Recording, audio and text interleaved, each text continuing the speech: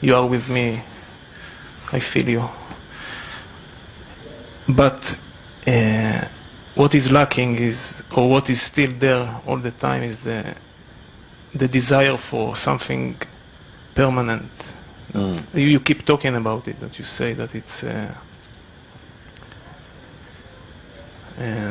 that it's something that after there is no return. I mean, you cannot believe the.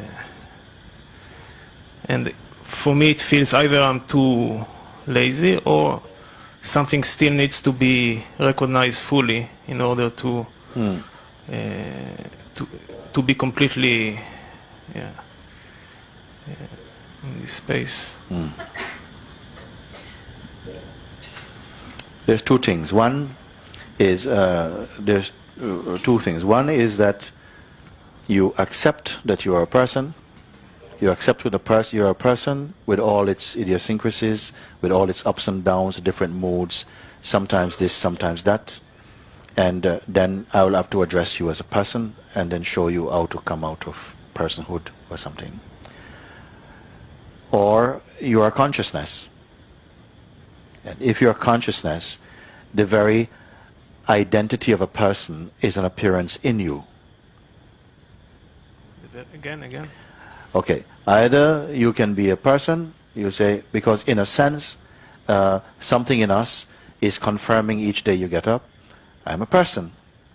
It's who I am, how I look, it's what I am. And by establishing I'm a person, when I go out in the world, I'm going to meet other persons, other people. And I will treat them like people, and they will treat me like a person. This is the deal. And so we go out, and then, you know, hello, Mr. Person, hello, Miss Person, hello, Mr. Person, how are you? And so on. We can always be people together. This is like this. And everybody accepts this because it's so easy somehow to do that. But if you are a person, then, in a sense, you have to move in the world of a person, which is to study and to work on yourself and to feel failure, and then to really try and break through your obstacles, and you know, and then feel some unusual things you never knew you had, nobody told you about it, and then you got to tackle that when you just felt like you just got everything under control. Up pops another few person heads, and then you have to again tackle that, and you keep on going on, and then actually you run out of life. The body gets tired, it drops, and then you pick up another one because the job's not finished. We got to keep going, and we go. So either this is what we are. No, or that you are consciousness, which means that the feeling of being a person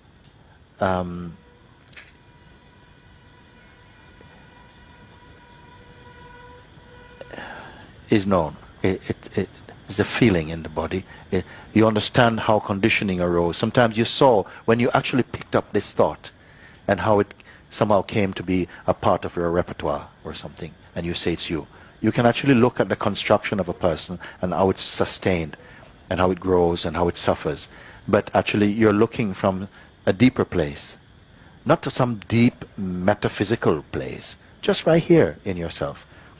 So what is the difference? Difference is the person is a kind of projection, and if it is believed in, somehow the believing source just moves forward and start to be here. So your life starts here, not here. It starts here. When it starts here, then that becomes experientially the fact of your existence. This is who you are. You're a person. Born as a person, live as a person, die as a person, buried as a person, remembered as a person. Well done. Okay? All right? Or somehow you talk about yourself, your life, and so on, you see, and you begin to acknowledge, but that's a kind of construct. And effectively, there's no solid person. There is no solid person. There is just a kind of work in progress, or a continually changing self-portrait, constantly changing. And something watches this. So which is the truer then for you? Or is it a mix of both? That sometimes you're just Mr. Person. You go about, and then you've been struggling, and 6 years ago when I met you it was like this, and since then I this, and that's the track you're going to stay on, And that's in time, measured in time, progress in time. Now, is that the truth of who you are? And then sometimes, guess what? It's like, what was that? That's not, it's just not here. There's an awareness of that. The story of that is not that. I am not the story of me. So please tell me, which is the truth? Is it that you are the one who everybody talks about, and 10 different people have 10 different perspectives on you, and which one is the most true? Oh, sorry, yours is the most true. Are you this person? Or, and that is the fact. And a fact means it's a fact. Or is that seen that is itself a kind of construct, and none of it is actually you? When you were 7 years old, you have a certain sense of who you are, and that's who you are. That's the sense of who you are. You had a 7-year-old thinking, and that's who you are. And when you were 12, things change, and you had a different set of values about who you are. And then when you're 16, and some hair starts showing up on your face, and you start to have another sort of feeling, and the voice change a bit, and then this is who you are. And all through this time, you had a sense of who you are. Some people go to war for the beliefs that they have of who they are. And then later they change their mind. I don't believe in wars anymore. And then this is who I am. So which of these, where can we stop along the line and pick out this one? Is this you who you are? Which one of these is the real you? And now is the real me, of course, because like all of those are gone. Now is the real me. I'm just putting that because it has to be said. Either I have to address you in your favorite belief about you, or your most consistent belief about yourself, and it is inside the belief of yourself that all these difficulties have sprouted. Like, yeah, I keep seeing that I'm lazy, and I just here, all I'm doing is just to clarify with you, who exactly are you? That's all. Not where you should go and what you should study, what is religion is best and which is the best practice, and is it pranayama, is it vipassana, should you do this, spiritual gymnastics or something, how much can you meditate, how long, are you more silent than me? None of these things, not concerned about them. Only thing that needs to happen, be clear who you are. Because it is obvious from how we speak and relate in the world that you're coming from a secondary position. You're not coming from yourself.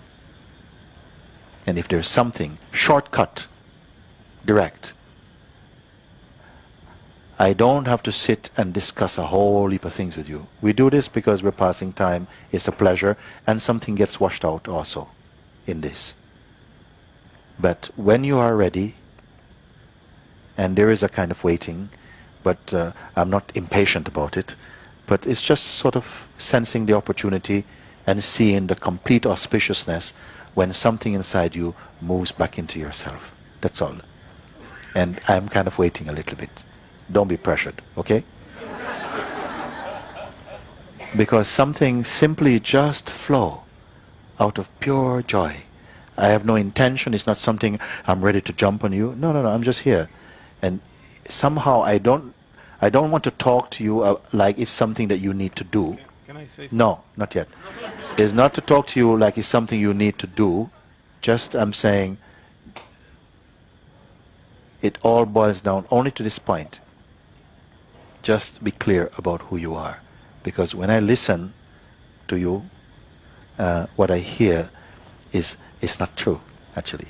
Where you're coming from, where you're starting your presentation of yourself from, is not true.